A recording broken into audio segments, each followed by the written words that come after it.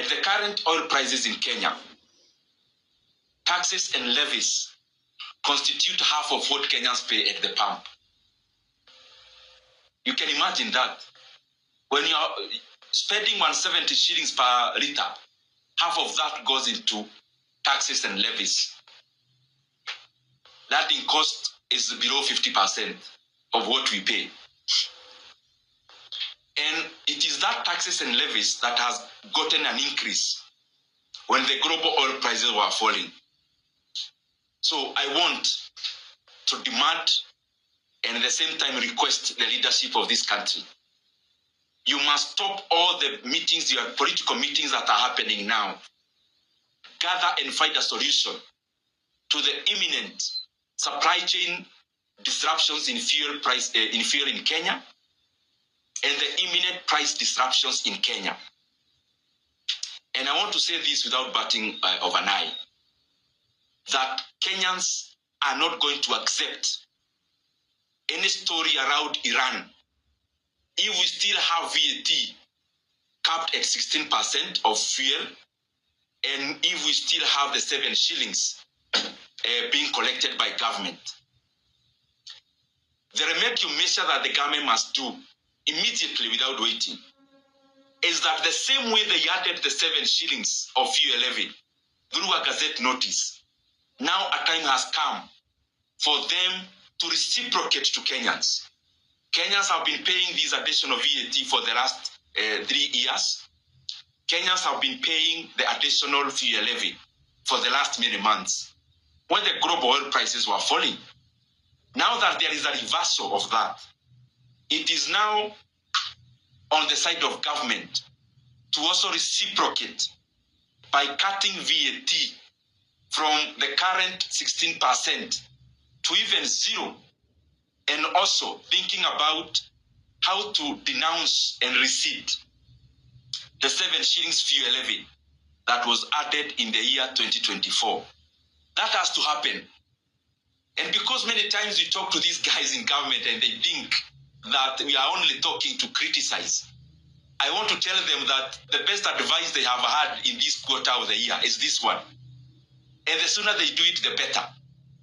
Because Kenyans will force you to receive the 7 shillings fuel levy. Kenyans will force you soon to receive the 8% additional VAT that was introduced. Kenyans cannot shoulder the fuel price disruptions on their own. Our economy can also not afford to shoulder any additional cost. It is now beholden and on the side of government that a time has come for Kenya to lower VAT on fuel products. And a time has also come, which is now, not next month, now, for Kenya to receive the additional 7 shillings in fuel levy that was instituted when the global oil prices were falling. We've been talking about the issue of securitization. And those in government only had the opportunity to criticize the message and not the message. Now, a time has come for you to see the reality with your own eyes. That the 7 shillings that was added in 2024 was illegally again securitized by the government. Now that illegality has to be undone because it is now the global economy, the local economy is in a desperate situation. And a desperate situation always calls for desperate measures. We must act when there is still time on the table. And the action, as I have enumerated, is that we have to do away with the taxes and levies. Because the other alternative that the government has is to institute the subsidy again back that was happening in 2022. So we are waiting to see the same people who criticized vehemently the subsidy. We are waiting to see then what they are going to do. But we are offering them a very clear solution, and we hope they are going to take it.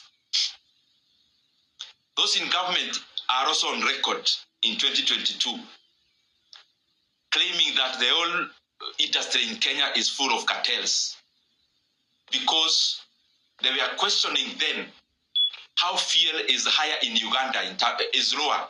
Fuel prices are lower in Uganda than they are in Kenya. A time has come for them now to answer Kenyans the same question they asked. That at this particular time as we talk here today, in all the regional economies, that Kenya has the highest fuel prices. What an oxymoron is that Uganda, all their fuel requirements pass through Kenya in our port. That the people in Uganda are paying lesser. They are paying less at the pump than Kenyans are paying at the pump. That even with Iran and the rest, that a person in Tanzania today is paying 20 shillings less per liter of petrol than a Kenyan is paying. That a person in Rwanda is fueling their car at a cheaper price than Kenya. Those are the things that we must confront now. That yes, we need our economy to grow, but we cannot grow our economy through wishes and words of mouth. It must be through action. And one of the action is to lower the input cost. And the higher input there is in terms of production and in terms of consumer products, it is basically energy. And the bigger part of it is fuel. So I want to say this, that fuel prices, and I'm repeating what I said before, were at the peak in the May of 2022 when the oil per barrel almost approached $120 per barrel globally. And around that time, fuel in Kenya at that peak was around 1 shillings to petrol, and with that 1 shillings in terms of diesel. And when you input even the subsidy that was given, assuming it's actually not there, oil prices were still marginally cheaper at the pump when the global oil prices were at the peak. And therefore, Kenyans have to know what is this that happened, that even when the global oil prices were falling, Kenyans were not enjoying the decline in fuel prices here in Kenya. And there are two primary reasons, which I want our leadership to confront now, not tomorrow. Because waiting for this crisis to happen, then we start being reactive. That would be a misleadership. One is that this government added a VAT of 8% in the year 2023 on fuel. That made, therefore, the VAT per liter of petrol that Kenyans pay, it was pushed to around 25 shillings per liter. In the year 2024, when the global oil prices were falling in the third quarter of the year, the then Minister for Transport issued a gazette notice that again added fuel prices in Kenya by 7 shillings in terms of fuel levy. So the reason why Kenyans actually never felt the decline in oil prices over the last several years is because the government took advantage of that and instituted additional taxes and levies. Now, in an oil-producing country, you have many instruments you can use to lower oil prices when you are an oil-producing country.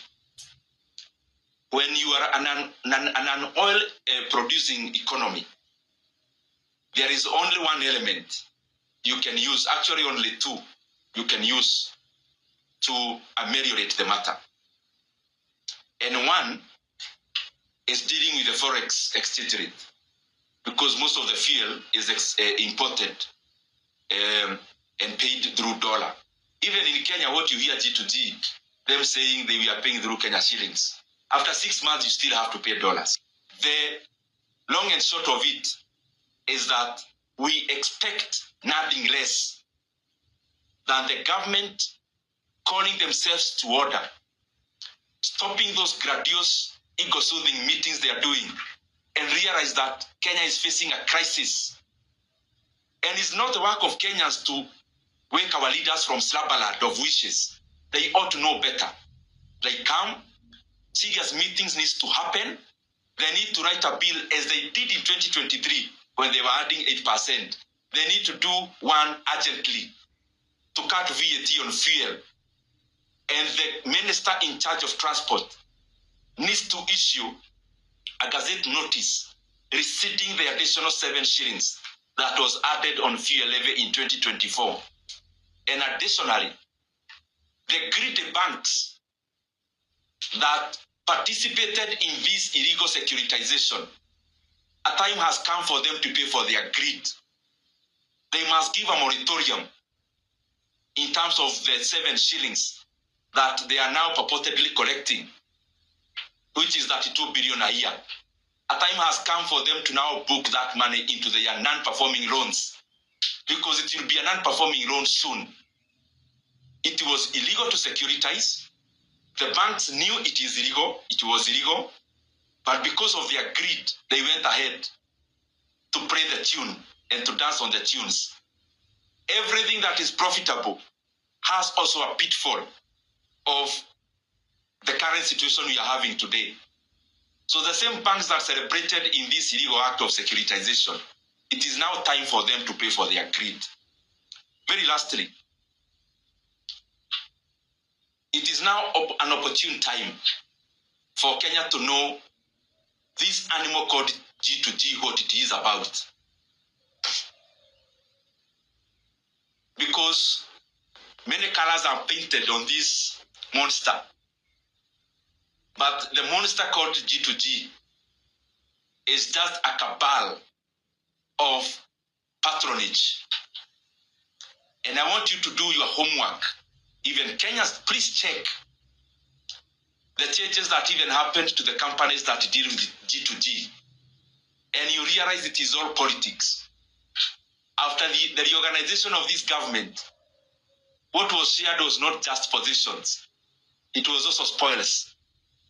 That is why you realize some companies were added who belong and are owned by political actors into G2G program after this current mongrel of a government. Why? It had nothing to do with dollars and fuel prices. It had everything to do with monopolizing the imports of fuel in Kenya. And it is no coincidence that the same people who are the real owners of G2G companies